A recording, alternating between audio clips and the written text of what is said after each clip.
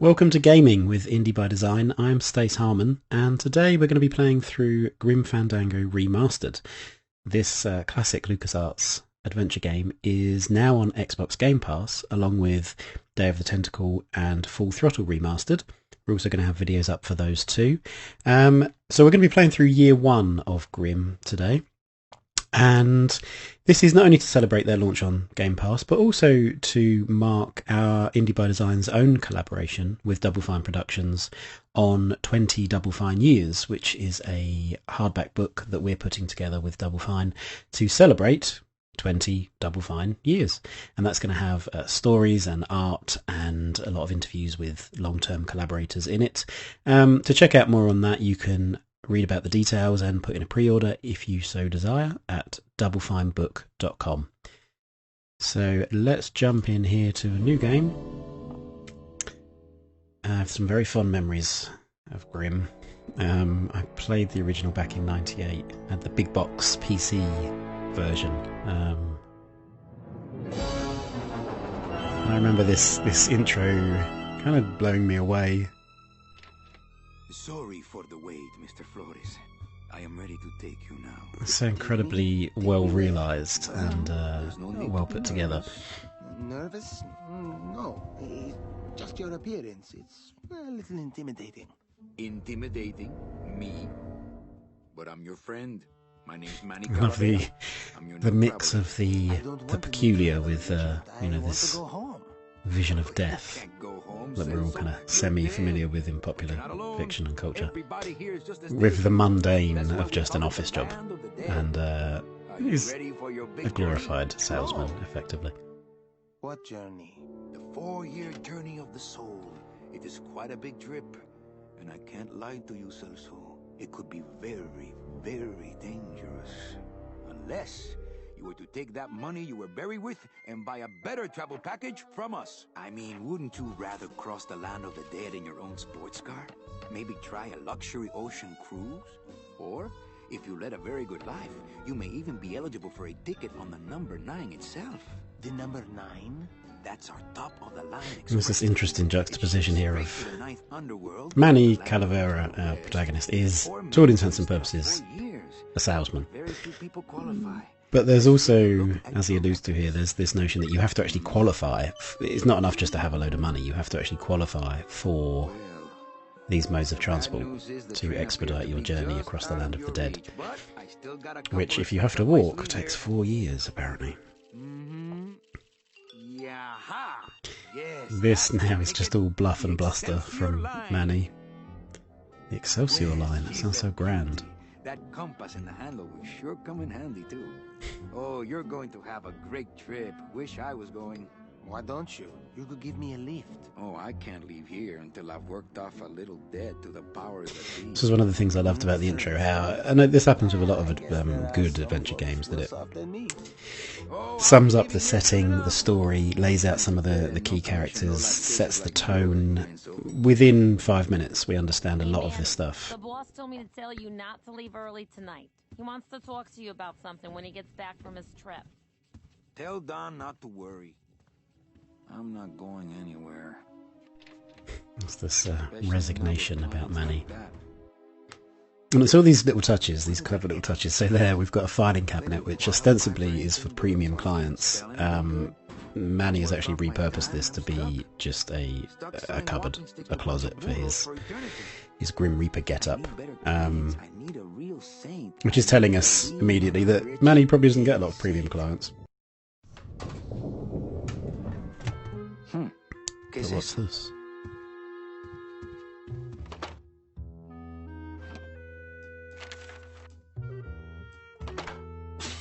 It's some sort of special work order. To all agents from Office Manager Don Copel. All right, you boneheads, thank your lucky stars and get to your friggin' cars. We have a mass poisoning on our hands. Too many dead to assign specific cases, so all clients are first come, first serve. So let's see some hustle out there. Whatever you say, Jefe. I love this introduction to his boss, Don, via the medium of shouted letter. sets the tone again for It looks like a long day of solitaire for his me. boss's character, and also it sets up his relationship with his boss. I remember one of the things from the original was that I distinctly remember missing that deck of cards the first time out, which, as you can imagine, in a point-and-click style game like this, you have to pick everything up. Manny, Everything's why going to the be useful at some poisoning? point.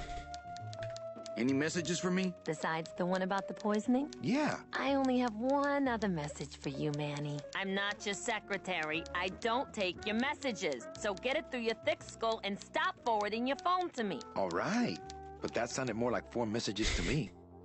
Characters are all such smart asses. They have this back and forth with In each my other. heart, though, you're still my secretary. Manny, what are you talking about? I was never your secretary, even when you were on top. I got one boss, same as you, Don Copel. Come on, I know you work for another man besides Don. What are you talking about? I know you take memos for Hurley sometimes. Ah, Manny, just beat it, will ya?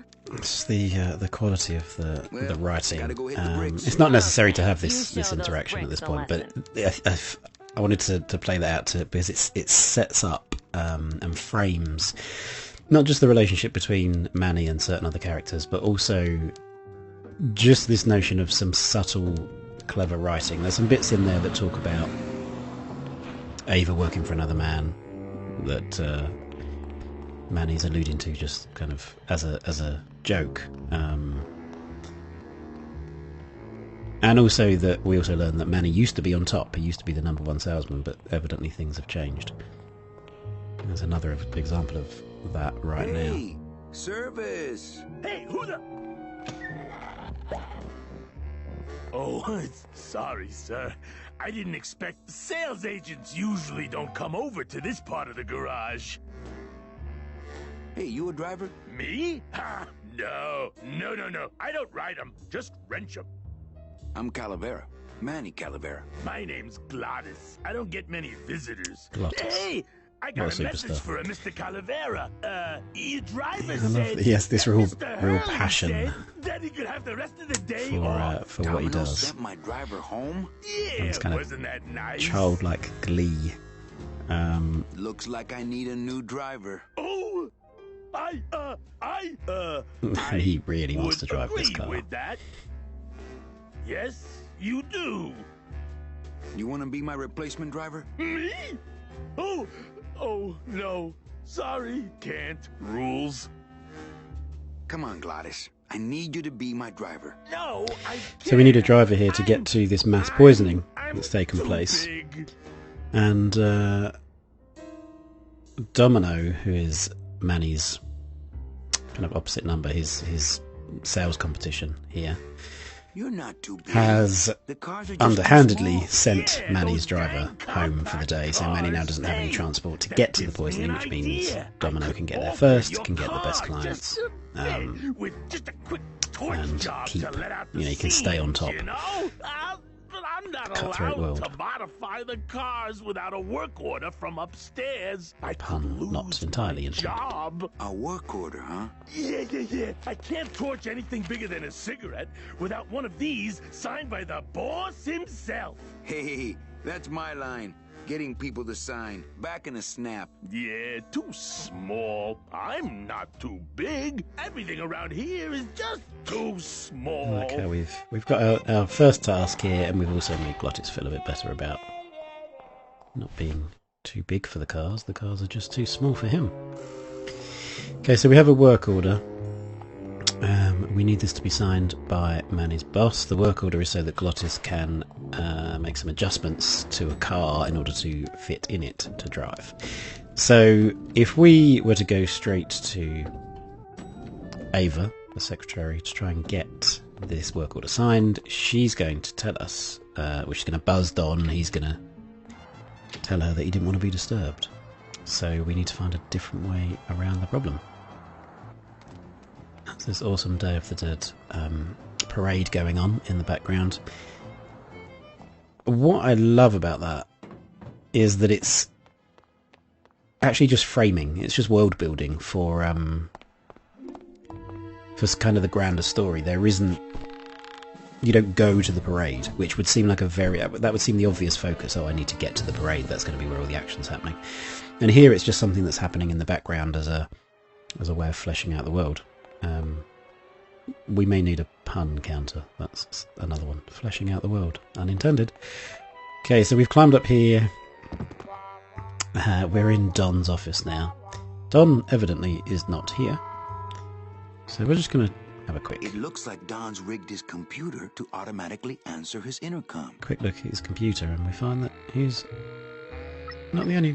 There's a lot of sneaky people in this game. So this is so that when Ava buzzes him, one of these phrases, whichever one is selected, will automatically play back to her over the intercom. It's currently set to no interruptions.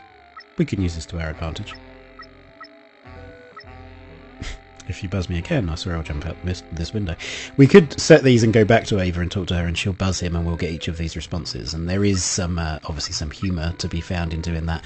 For the sake of expediting the solution, we will I'll just select change this one here. response here. Ah, cripes, Ava! Just sign it yourself, will you? I'm busy!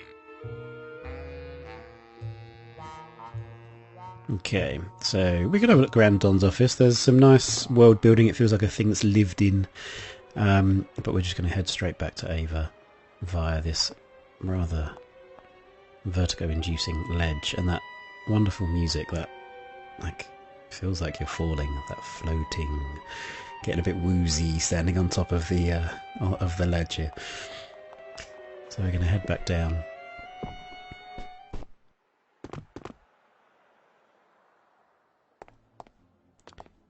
Okay, and here there's some nice foreshadowing. That's interesting. That makes a different noise when you walk across it. There's evidently something odd about this relief here in the building side, but we'll find more about that later on.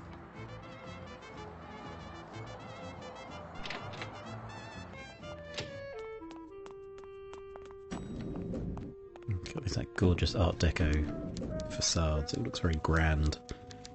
It's kind of almost Mad Men-esque.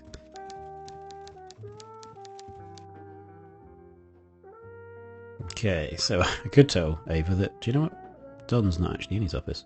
Ava, I really Let's need give the this a boss try. to sign this work order. I'll give it a shot. Part of the joy, Mr. of course, Mr. Calavera we've triggered a will help cutscene, out which is here that he always says he needs a your good signature sign on. for progress in an adventure game. Just sign it yourself, will you? And there we I'm go. busy.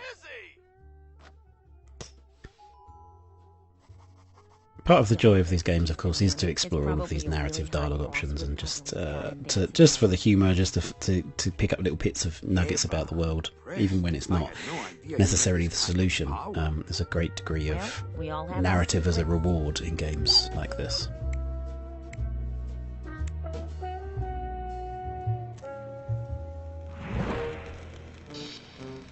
I like this.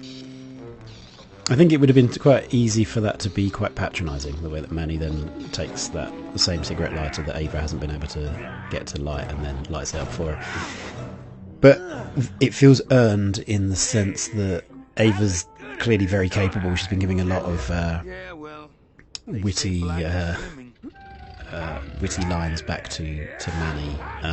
Manny is very much kind of the underdog here. He's every now and then he needs a win, and he gets to feel a bit cool by doing the classic Hollywood lighter trick. Por favor. I could have walked faster than this. So we're now on our Equally, I'm way, gonna miss the poisoning. with Glottis having managed to modify one of these cars. We're on our way to the land of the living, which it's a freaky looking place.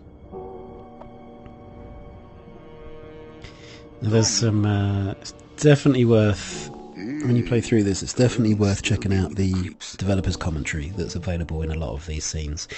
This music in the background, there's like a warped quality to it, and Peter McConnell, the composer, talks about how that happened. It's the fear of death that makes monsters of... Yeah, Peter McConnell talks about how that happened. It's a story about batteries running low and on an old cassette player, and it kind of the way it would warp the sound. So we are here to find our poisoning victim. That disturbingly looks like a child. Nice bathroom. It's not a child. Just a small dude with an attitude. But we offer several travel package upgrades if you'd care to. Cut the yap. I want something cheap where I can get some rest. Now that's it. Ay, ay, ay. You know, Manny, I could make this car a little faster if you wanted. Yeah. Whatever. Oh yeah, slam the front into the weed. Glottis has been given free rein. Or so, as he sees it, he's been given free rein to pimp his ride. You'll get plenty of rest this way, Mr. Martinez, and you'll be safely padded by the foam created when these two chemicals mix, like this. On second thought, I want to Again, upgrade there's just a my nice package. piece of Sorry, Bruno, but you didn't writing and qualify for design anything here, better. just giving us information about the world. Oh, we mix these two chemicals, it creates this foam padding material, which could be useful, But my boss is a real i.e. will be useful. I soon. gotta be a hard ass when I got lazy sickle wavers like this jolly boy working for me. Manny, you couldn't find a sale at a yacht club. I got a sale right here. I'm talking premium sales, Calavera. Like the kind Domino makes. How am I supposed to make premium sales with the scumbag clients you're sending me? Hey! Now you're blaming the clients? I've had it with you, Manny. If you haven't bagged a premium before the next sales report comes in, you're out! Out on the street. No job. No way to work off your time. Just your fancy suit and your big smile and a whole lot of time to kill. Who you calling a scumbag? Why, I oughta...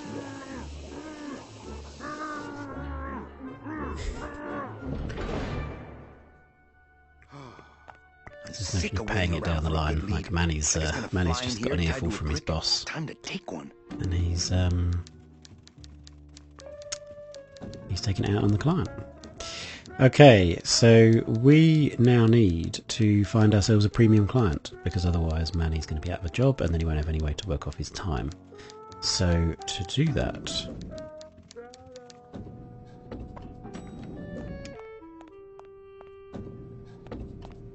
I'll never get out of this place.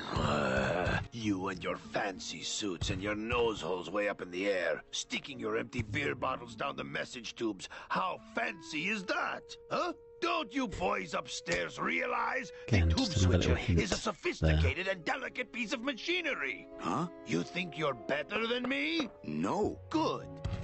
people have been putting stuff down the tube system that's used to deliver messages, and that's been causing some issues, playing havoc with it. So perhaps we could use that to our advantage.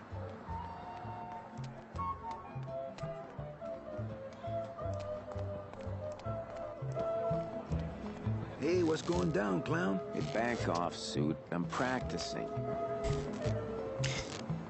Okay, Jack. Practicing what? Ring in your neck. What does it look like? Twist me up one of them, huh, fella? Yeah. Twist this, all right? Such incredible attitude. It's awesome. Bet you can't do a cat. Shows what you know, buddy. Or use I that can classic do adventure anything. game ploy I can of birds and reverse fiddlers, psychology. Famous poets. Go Oh, you're ahead. super awesome at Name this thing. one. I bet you can't do Robert Frost in this case. Trying to stump me, eh? So I remember when I first played this game again back in '98, I didn't know who Robert Frost was. It made me go and look up who Robert Frost was.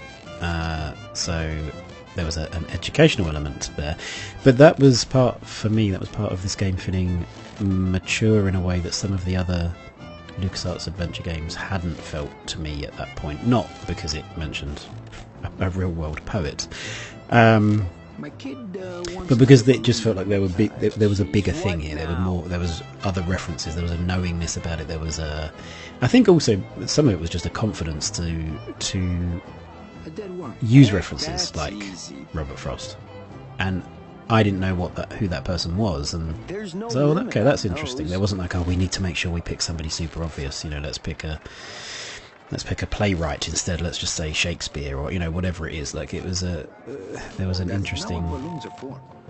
choice. The interesting choices made throughout. Okay, so what we're doing here is we're just getting ourselves stocked up, basically. Do you have any more dead worms? We need a couple of dead worms, which are basically just uninflated balloons.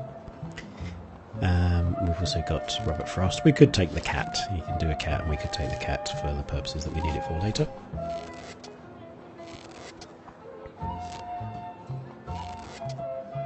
Can I walk through your tent? I want to see the parade. Well, walk through someone else's tent, all right? Do I look like a turnstile to you? Could you teach me how to do that? Well, since you're a beginner, why don't you practice the first step? Which is? Blow. So I've just gone through these options just to get to this point, because there's, again, in terms of this seeding of design and puzzle solutions, there's some pigeons, bone pigeons, skeletal pigeons, just up on the left of the screen here. Bang! And you need to go through a couple of dialogue options for Manny to want to get his own back on the clown for giving him attitude. You do that, you make him say bang, and he pops the balloon and off fly the pigeons, telling us that, unsurprisingly, not something that we don't already know, pigeons will, or birds, animals in general, will kind of run or fly away when scared, or when there's loud noises. I have to go.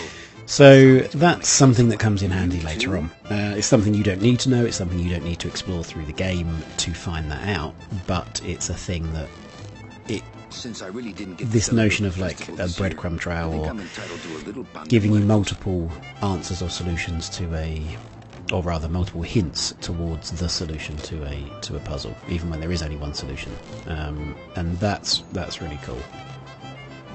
Okay, we've also just taken some bread. So we're going to take our balloons, we're going to pop back. Again, pun unintended, goodness me. I'm on metaphorical fire. So in here, this is what we're aiming at, basically. We'll just grab the fire extinguisher while we're here. But this is this frantic music as well, matching the action of this piston-powered tube delivery machine. So we're going to go into here, which is where we were. We saw Manny a little while ago. And we're going to interact with these hoses and our uninflated balloons. We need one of each colour, or rather we need these chemicals from each hose, and that's because, as Manny pointed out, when you mix these two chemicals together you end up with this packing foam material that clogs things up. So we have that. We're going to struggle to get out the door. It's worth mentioning I'm using... There's a couple of different control schemes in the remastered version of Grim, and this one is movement relative to camera. While I'm here, and before I forget, I'm just going to... Thanks, but I got solitaire on the computer. Thanks, but I got... Okay, we can interact with the cards Manny, with the hole punch. what are you doing? Just marking cards, honey. Manny has, of course, a smart-ass explanation as to what he's doing. I'm not even sure at this point that Manny knows why he's done that, aside from the fact that we've told him to.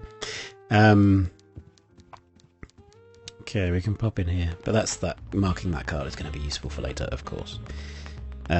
Domino, we can have a chat with him, just to give you a flavour Well, at least you're not hitting the bottle anymore. Manny and Domino's relationship. Starts with an opening barb. I want to tell you something. Good. Go on and let it all out, Manny. There's no reason for you to be afraid of me. You know, this used to be my office. Yeah, I know. I found your name on some comic books in the desk. Okay, that's the end of that lecture. Well, thank you for those words of wisdom. So, how'd you So make out there's with the poison? various Well, let's just say that Sister Calabaza has word a sparring secret that we can passion do here with Domino. for trains. You got a nun? Hail Mary. And you sold her a ticket on the number 9 train. Choo-choo, little buddy. Domino's got a mouth guard Say, there. how'd you score? Note that for later.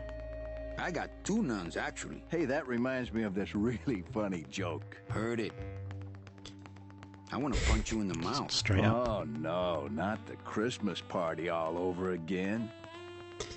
Well, Okay, so yeah, there's various Hey, options we can we explore should do there. this more often. There with Domino, that's scene setting and world building there. We don't need to do that to progress the story, but again, this notion of like narrative as a reward and dialogue options as a reward, they're worth checking out through to the end. Okay, so we're going to take our balloons that we've filled with these strange chemicals, and we're going to feed them, perhaps uncharitably, but we're desperate. Feed them into the tube look system. out below. We got a little cutscene, which, again, as we know, tells us that progress is being made.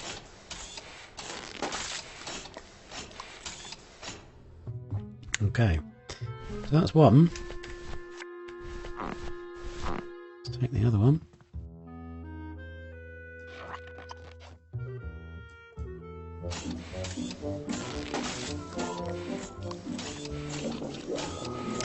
This was one of the first adventure games that I remember playing that didn't have a...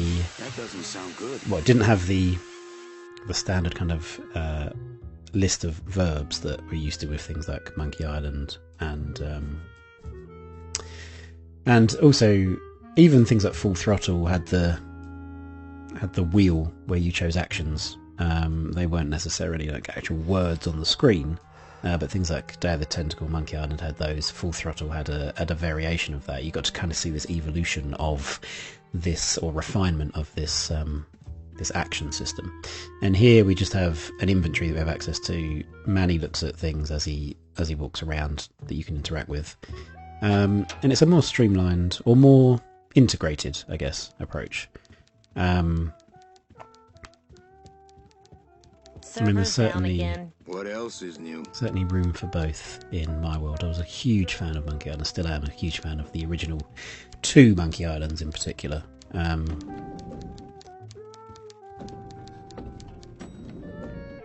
Grim feels like a different animal, but is awesome in its own right.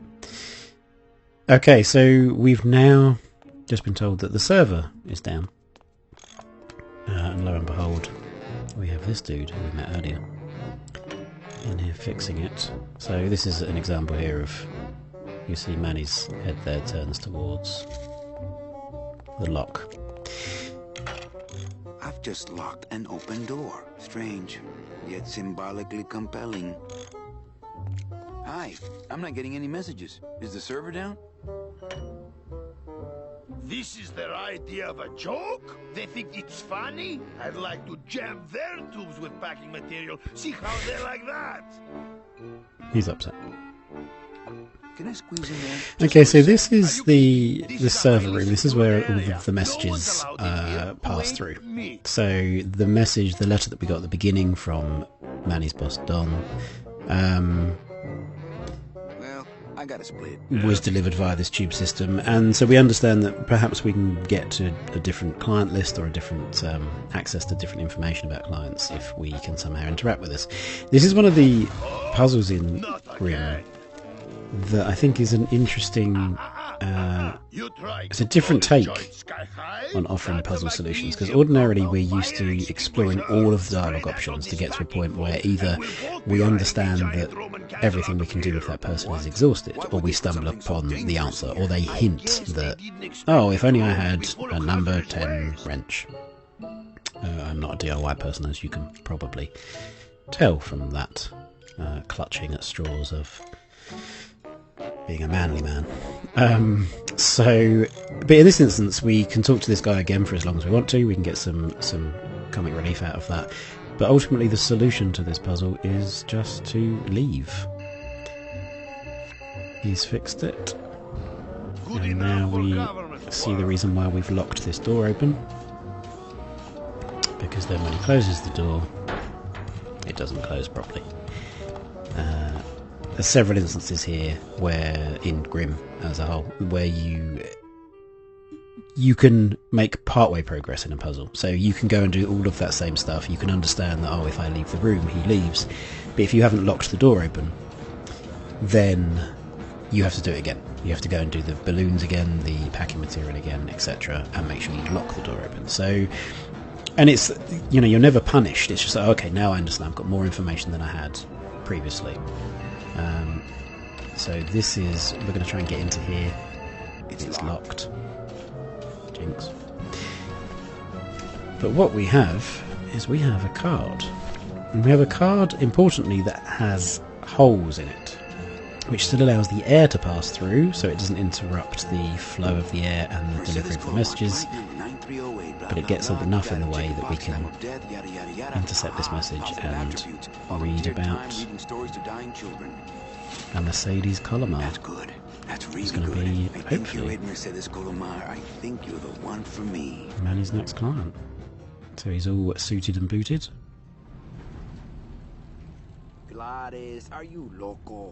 What got into you? That was a company car. I also like there's instances of that where you find the solution and then it jumps to the next scene. It jumps to the here's your reward, effectively, for finding that solution. There's no now I have to traipse all the way back. It's kind of a selective use of edits and cuts from one thing to the next without necessarily needing to backtrack all the time. You're not the nurse? No, You're not here to give me my medication? no, but I am here to ease your pain. Guess they couldn't save me, huh? No, but there's still a chance you could save me. There's this poignant That's moment a lot there of where we're just responsibility, Mr. seeing, Calavera. What makes you think I've been all that good?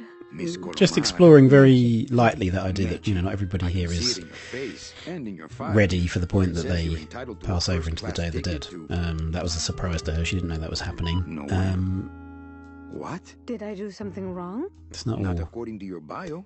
It was fun and spotless. games. There's At least also, the part I read was. quite literally, people's I'm not lives sure at I stake. like the implication, Mr. Or, Calavera. if not at stake, people's lives and deaths discussed and talked about. The only So implication we're talking here about is that I'm we're talking to fired. Ms. Colomar here, Is this an and idea? the idea is that we can use her status as a premium client because she's done some very good things in her life. Are you sure you're Mercedes Colomar? Yes. Would you like to see my But- birthmark? For some reason, the computer is saying no. It says that she's Sure. Where is it? It's wherever you guys put my skin. awesome. She qualifies for the train, the number 9. Excuse me, but I have to go straighten this mess But out. Sorry to be so much trouble, Mr. but it says that Calavera. the destination is Trouble. nowhere. But please, call me Manny. And that seems a bit odd. There's various hints here of kind of just nods to a wider conspiracy going on. I'm But sorry some of that about is the also family. mixed with Manny's well-meaning, but sometimes just flat-out ineptitude. He's Hey, Funny Bones! In my office! Now! You vandalized company property in order to obtain secret information so you could take your illegally modified company car and your unregistered driver and run domino here off the road! All in order to steal a client from her legitimate agent! There's nothing legitimate about this place. You give all the good what's clients I think also awesome about that is that you can't disagree with anything that Don says there. Manny has done all of those things, ultimately in a bid to better his own lot. Whether that's because he genuinely believes that the Department of Dead is a bit crooked, or whether it's because Manny just can't catch a break, but there's certainly more than one perspective. It's not just Manny is out and out the good guy and everybody else is out to get him. There's more to these people / skeletons than just the surface level story and characteristics. I mean, Manny feels bad now for Miss Calamar having to walk. Stolen by some overreaching salesman looking for a fat commission he didn't deserve. Ouch. Get in there and stay put until the boys downtown tell us what they want done with you. Someone's gonna take the fall for this Calavera, and it ain't gonna be me. Okay. Hey, is anybody out there? It's a great intro. Have you thought about what you have done? And there's this kind of subverting expectations. I'm thinking well about here. getting out and getting even. That's it. The only way out, Manuel, is to be taken back in. If you are truly still loyal to this company, Sal here declare seems it to be loudly. suggesting The that we need management to might be hear and stick you right back in their swearing fold. our allegiance to the company, despite how Manny's being mistreated. The DOD runs a crooked game, and I intend to prove it. You would do that? We think he That might could be, cause this agency his a lot of guard trouble. to stop him from getting out. I'm gonna blow the lid off this place. Young man, you are an enemy of the Department of Death. Sounds sinister, but actually, Welcome to the club. it's exactly what we needed. And guest. Where are you taking me? To the headquarters of the LSA. LSA? The Lost Souls Alliance. We're a small group, Manuel. And the Lost Souls Alliance hideout is right underneath everybody's nose. To do what exactly? And who's Need this? help in our intelligence unit. You know Eva, of course. Manny? I was once a reaper like yourself, Manuel. But I uncovered a web of corruption in our beloved Department of Death. I have reason to believe that the Bureau of Acquisitions is cheating the very souls it was chartered to serve. I think someone is robbing these poor, naive souls of their rightful destinies, leaving them no option but to march on a treacherous trail of tears, unprotected and alone, like babies, Manuel, like babies. What's your evidence? That's where you come in, Manuel. Or should I call you Agent Calavera? Manny suits me fine. I'm not looking to join any military organization, Sal. I just want my job back so I can work off my time and get out of this dump. Well, you won't even be able to get out of this city without my help. Which means, of course, you won't be able to find that woman and you'll never get your job back. When you're ready to join the cause, Manuel, come talk to me. We might be of some use to So, each other. there's various options here that we can explore. We can go and talk to Ava, of course. Find out what her deal is. Seemingly not just a secretary, also a special agent. But we're going to head straight out.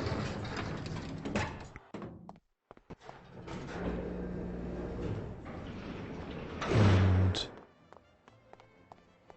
I'm going to head up back to the rooftop. Yeah, so I was saying earlier, I'm using the controls that are relative to camera. Grim originally used the tank controls that, both in this game, the early Resident Evil games are classic examples of the tank controls where you push up to go forward no matter which direction you're facing. This is relative to camera, so here I'm pushing left to go left. And there's also the option for mouse and keyboard as well, which it makes life a bit easier. I think the tank controls we used to be used to, they do feel a bit odd now though. It's that kind of rewiring of your brain. Get used to playing in a certain way. So this is a puzzle where it's like there's no obvious reason to hit this punch bag, but once you do hit it once, you get this bit of positive feedback that something is moving along the top of the shelf, and so you Domino had this in his mouth. hit it again and again, and eventually it falls off, and we now have Domino's mouth guard. One of those many things that will be useful a bit further down the I'm line. gonna try to guess his password.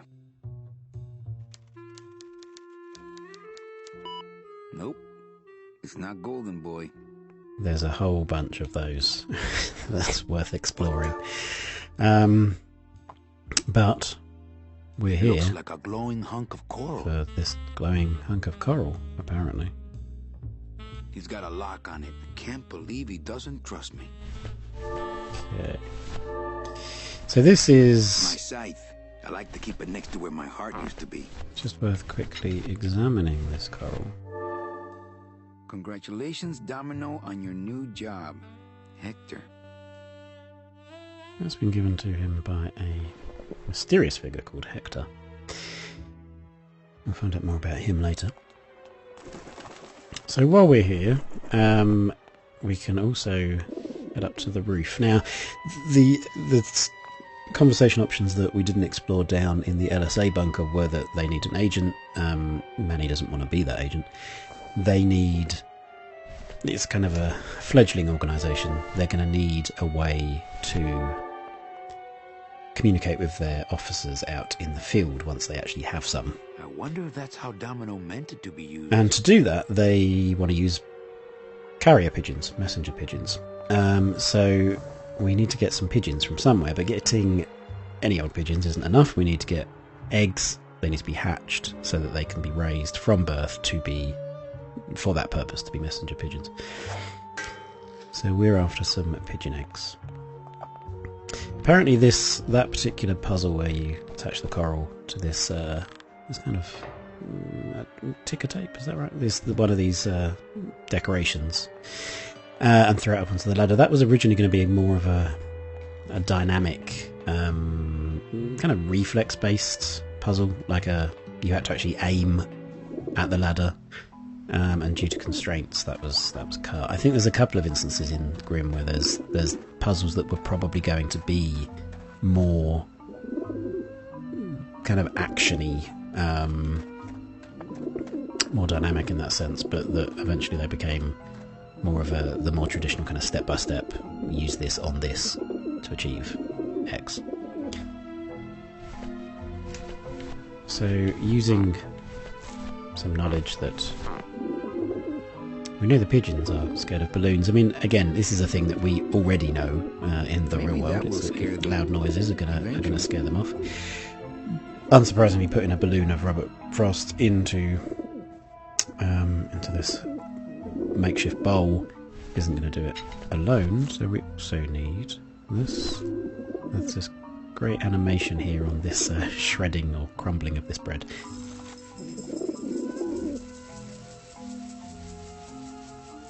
So he uses his bony fingers to make breadcrumbs, and the sound as well is awesome. Haha! Balloon goes pop.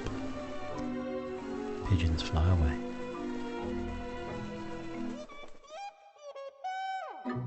Yeah, beat it, you lousy little lech pickers!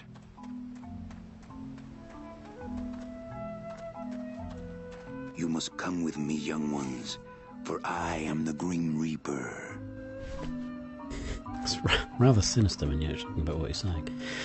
But, thankfully, he means it. Literally, you come with me. We're going to go and see Uncle Salvador.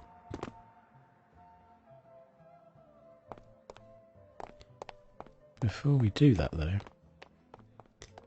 we're just going to pop back into the garage.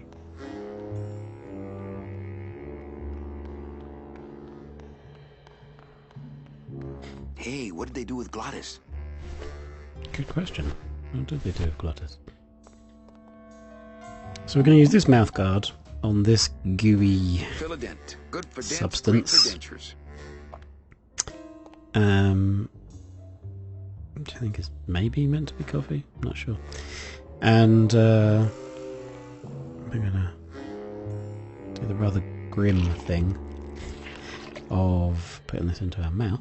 Wow, that made a perfect impression of my teeth, and left quite a chalky aftertaste too. Okay.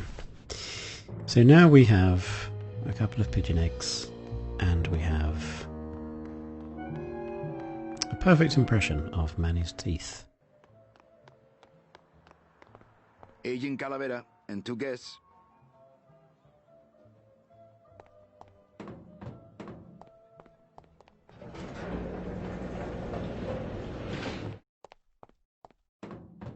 So we have the pigeons that are necessary for the messenger pigeon part of the plan, and we also have an imprint of Manny's Check teeth. these babies out. And the reason for that is because through talking with Ava, you find out that that's how people log onto their computers, despite Manny just guessing Domino's password a little bit earlier on. There's actually a scanning that goes on, and it's a scanning of teeth, of dental work, when they log onto their computers. I am sorry. Which is what Sao is explaining here, that we can't let you go because we need somebody on the inside to access the computer system. Fortunately, Manny has a solution, because he now has a perfect impression Manny, of his teeth. This looks like a perfect impression of your teeth. We can use this as a mold to make a fake set of teeth and get into the computer system that way. Good work, soldier.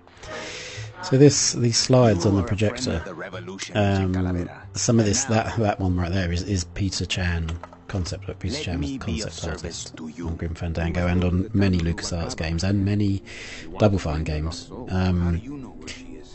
as well as various film projects as well, live action and animated films. And so yeah, that was some of his concept work there. And we spoke to some of the interviews we've done for the 20 Double Fine Years book. We spoke to Peter Chan, and he was talking about how when he's creating concept work for these games, as well as all of the research he does, and the visual references that he uses, he also, one of the key things for him is listening to music and getting him in the mood of to create the tone that he's trying to achieve for any given project. So he likes to listen to music to get him into that creative space. We also spoke to Peter McConnell, who's the composer on Grim, and similarly, as well as many other Lucas games and many Double Fine games. And he was talking about, quite unrelated, it's not a thing we brought up with both of them, but just in talking about his creative process, Peter McConnell talked about how he likes to have artwork up, and specifically he mentioned Peter Chan's concept art up on the screen while he's composing to get him into the mood as well. And that notion of kind of this give and take between the different creative disciplines and things not being created in a vacuum, using inspiration from other disciplines to inform your own work, I think is an interesting interplay. Because even though a lot of the collaborators that work with Double Fine work remotely, I have some long-term collaborators who are effectively freelance and come in to work on various projects. And this idea that they inform each other's work in this way, I thought was an interesting thinking point on, like, if you're a creative person or you have creative pursuits in your own life, the idea of drawing inspiration from things outside of your own sphere, I think, is an important one.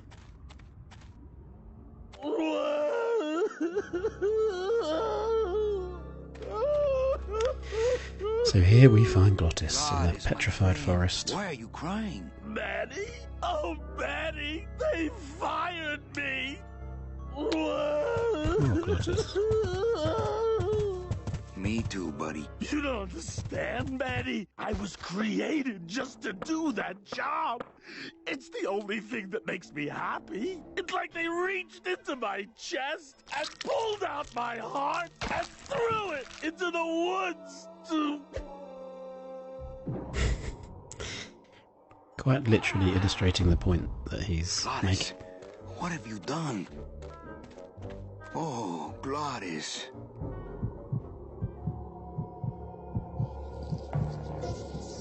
Ugh. Spiders with wings. Spider bats. Spider bats? Bat spiders? Spider bats. Okay, let's go and get Glottis' heart back. No permanent damage has been done, evidently. He's just asleep. Oh, no. Ooh, ick. Shoot!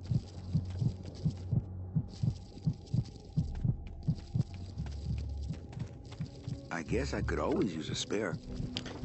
Okay, so we're going to take a bunch of these.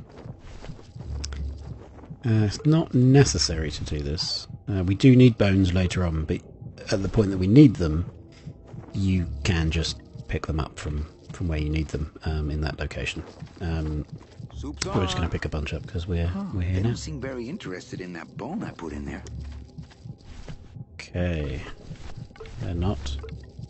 We have now clogged up our inventory with bones.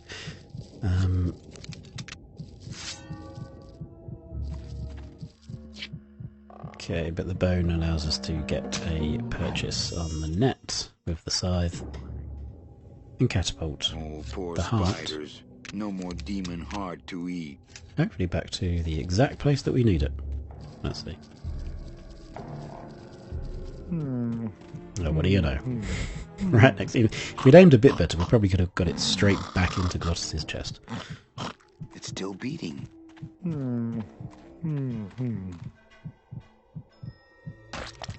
Just slam it back in there. Open heart surgery. Heart is All good. demons. Be good to heart. Don't tear out heart. Heart is good. Strong, beating good heart. Hey, is that my car?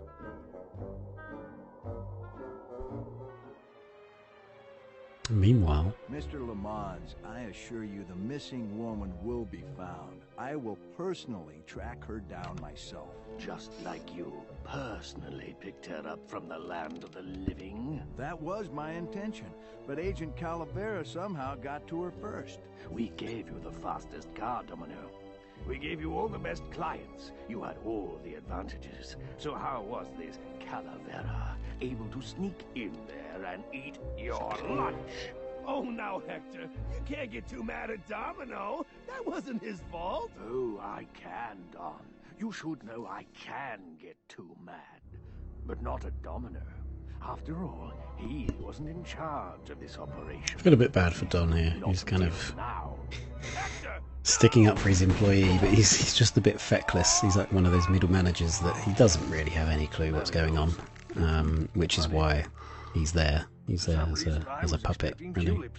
Well, maybe Mr. Calavera, eh, Domino? So this is Hector, who is the person that gave Domino the strange glowing coral as a congratulations for his promotion.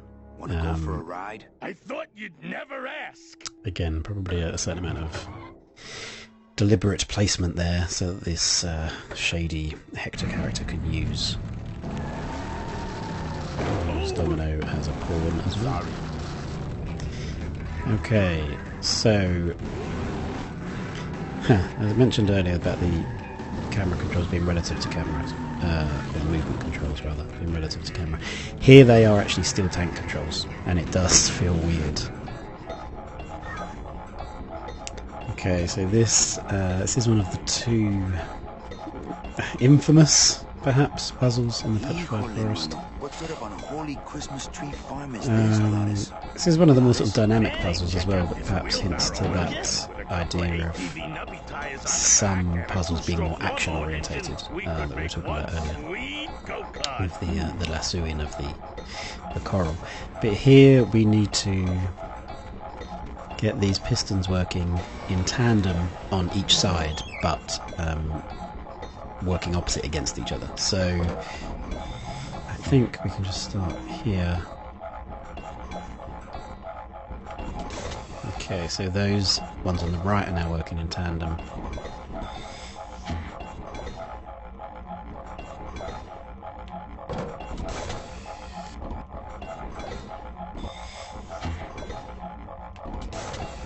Okay, so there we go. They're now working together. That can take a little while, but just use the pipes one at a time. It's also worth pulling the wheelbarrow backwards in each case to get the timing right, because if you try and push it forwards, there's a bit of a delay on him moving, and it messes with the timing a bit. So just pull it back in both cases, and yeah, use those two middle pipes are the two easiest ones to work with. If you go to the far end pipe, you then end up running over the penultimate pipe on your way back, so you sort of mess up your own timing. So yeah, middle ones, and pull the wheelbarrow backwards. Glottis is climbing up to try and essentially try and break the tree, try and get these pistons down. I'm going to give him a hand, have Manny flip the switch.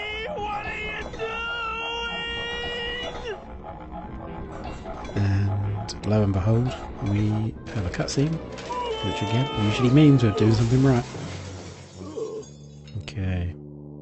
Oh, Glottis, buddy, I'm so sorry.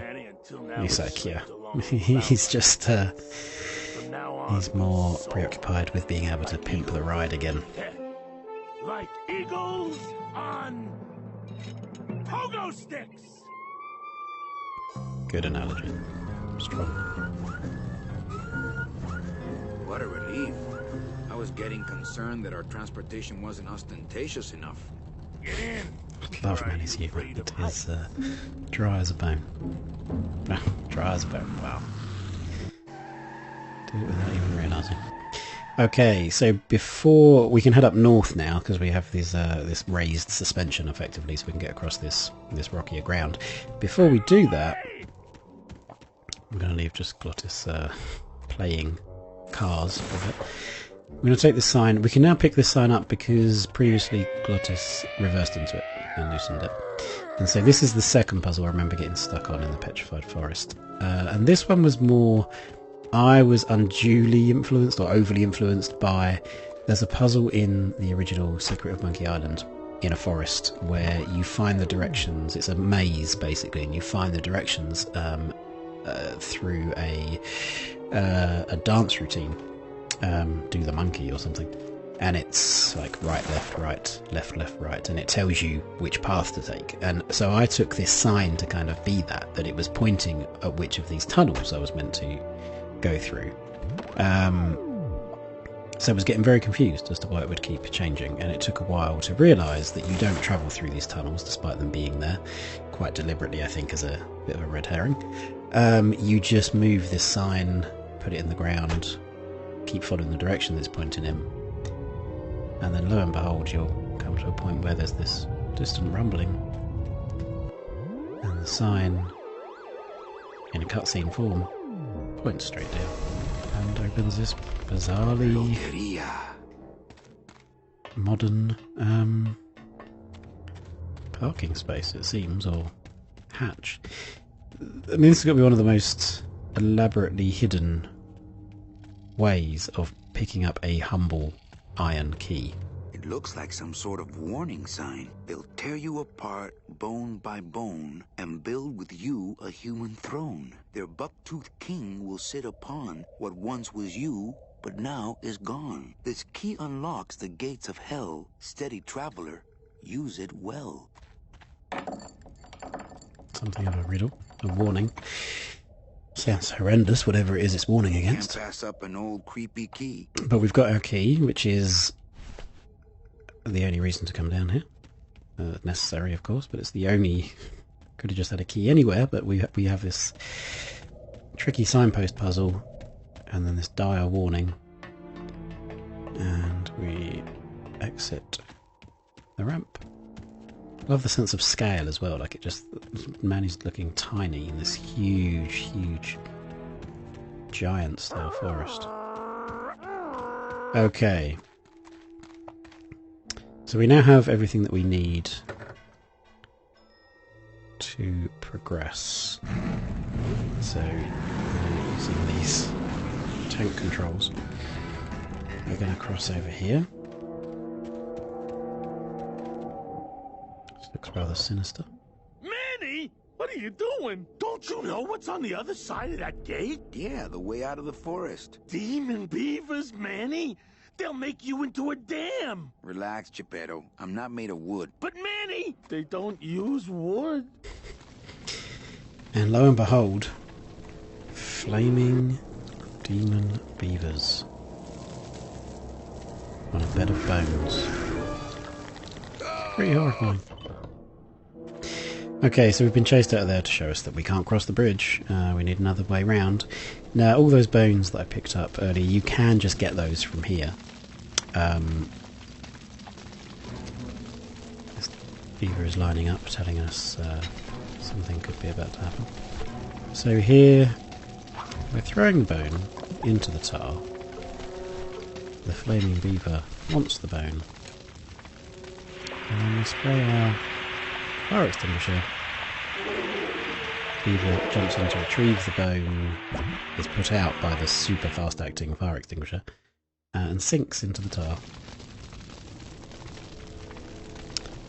Now there's a few beavers, so we need to do this again. Again, I've got a few bones here because I picked them up spider puzzle.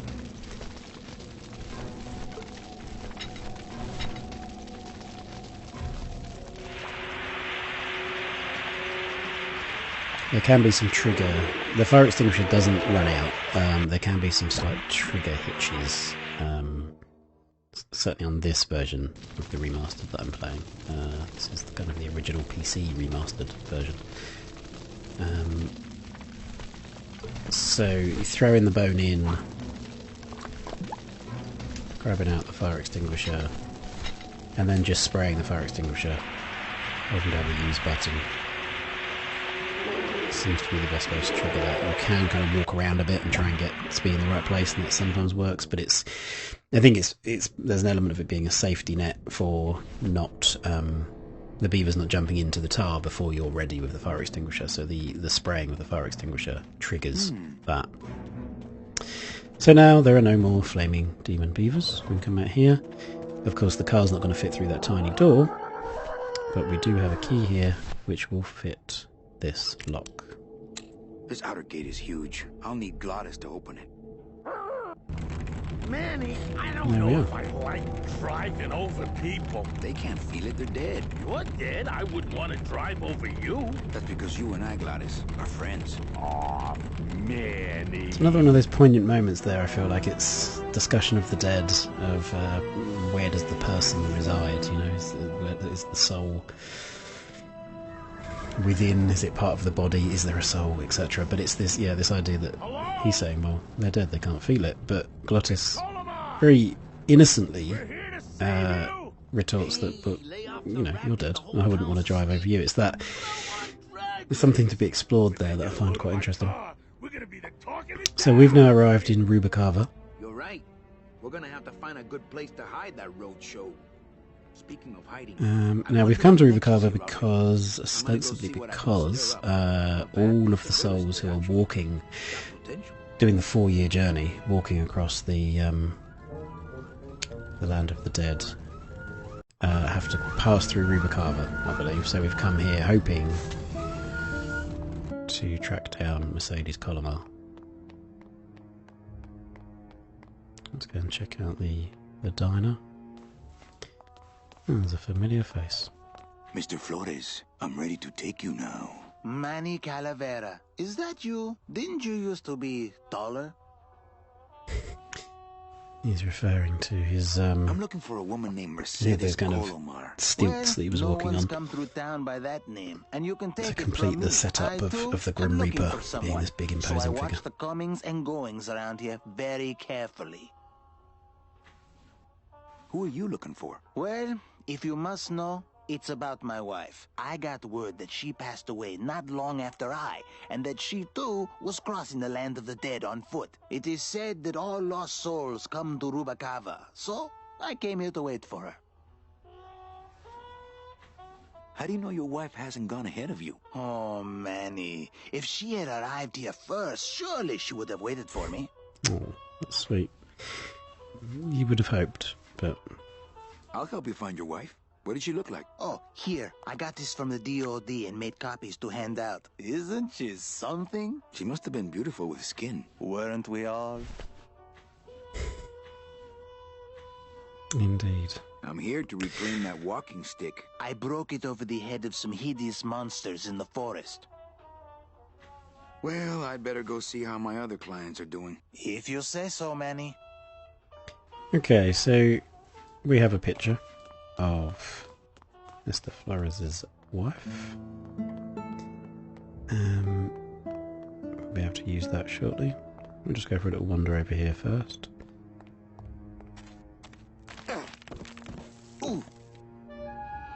And we'll fall off a cliff to our death. Maybe? Tourists. No. Can't down a LucasArts adventure game, surely. Monkey Island Easter egg notwithstanding. You gotta watch your step around here, stranger. Rubacava ain't the quaint little port town she used to be. Well, hell, looks like there's a new vessel in town. This harbour master, dock master, it's awesome. He's like, it's all been a day's work, just fish somebody out of the water, and then there's a new ride in town. Let's go check that out.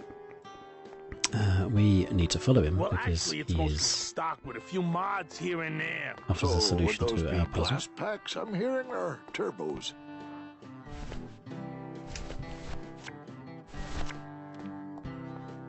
Ever seen this woman? Oh, if this is the woman you're looking for, take my advice. Forget about her. She sailed out of here weeks ago in a cozy portside cabin built for two, and she wasn't alone. Oh dear. How do you know she sailed out of here? I don't believe it. It's a tough break, Junior, but you gotta face it. Here, look it up in my port log if you want it in writing. 6 weeks ago on a Tuesday. Ticket for two, paid. So of course this isn't Mercedes Colomar, this picture, this is Celso's wife. So yeah, we can explore these options here, but what we know now is that Celso's wife left with somebody else, which we need to go and break the news to him. From the docks as she sailed out of port, and I never saw her again. What was her name? The SS La Mancha was her name, but don't make me talk about her, because I just... Quite rudely just run off. Okay, yeah, we won't make you talk about it, that's fine. So we're going to head back in here to wrap up year 1 of Grim Fandango. I'm going to present Exhibit Your wife A. sailed out of here 2 months ago with another man. Sorry, dude. It's all in there. Oh, Manny, is there a greater constant in nature than the treachery of women? Forget about her, Celso. Have you forgotten yours? I'm going after her. You take over my job here. This mop at least will never let you down. That compass in the handle will sure come in handy too. Call back to the beginning of the Excelsior walking stick. So that wraps up year 1 of Grim Fandango. We leave Manny in a diner in Rubicava. I'm just going to let the very beginning of year 2 play out because I like the juxtaposition of this dead-end town. Very quiet. Manny's working a menial job, just mopping the floor there. And also it's just an excuse to hear this awesome music as well, frankly.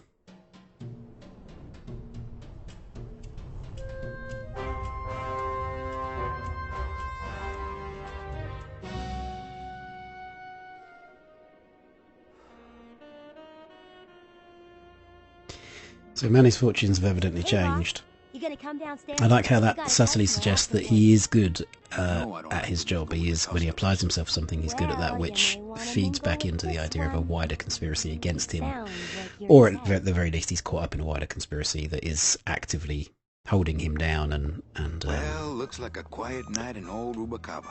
And yeah, doing over some of the clients of the Department of the Dead. So yeah, that wraps up our playthrough. There's some awesome lighting here just to take a quick look at, which you see most notably in the original to the remaster. I think that's probably one of the biggest. Of course, there's a lot of everything smoothed out in this remaster, but it's the lighting that really is I think the star, like the way that plays off Manny's blue jacket. So do check out Grim Fandango Remastered. It's on Xbox Game Pass, along with Day of the Tentacle and Full Throttle, that we also have videos up for on Indie by Design's gaming channel here on YouTube. So check those out, and do have a look at doublefinebook.com if you want to dig into some of the history of Double Fine and Tim Schafer's games. We'll be back soon with another episode. Until then, leave us a comment. Let us know if you've got memories of Grim Fandango or any of those other classic LucasArts games or Double Fine games. Follow us on social media at Indie by Design, and until next time, stay safe.